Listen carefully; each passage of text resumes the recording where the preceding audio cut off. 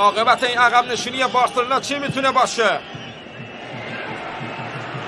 آمار پاس‌های صحیح و حالا شلیک بعدی و خدا 1-1 مساوی. جود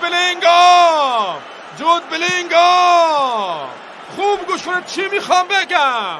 افسانه های زنده کمیابن، اما یکیش همینجاست روبروی چشماتون. معرفی میکنم افسانه جود بلینگام. این داستان بارسا که میگفتید این بود، چه شلیکی ازش دیدیم. بریم تصویر آهسته‌شو ببینیم. وای وای وای، اینجا توپا گرفت، زد، بوم، 1-1 مساوی. جود میگن تو مادرید و تو دنیا دهن به دهن اسمت داره میچرخه. میگن تونستی دلبر جدید همشون بشی، بهت افتخار میکنن. میلیون ها رئالی در کل دنیا حقم دارن پسر. موشک بالستیک انگار 1-1 مساوی.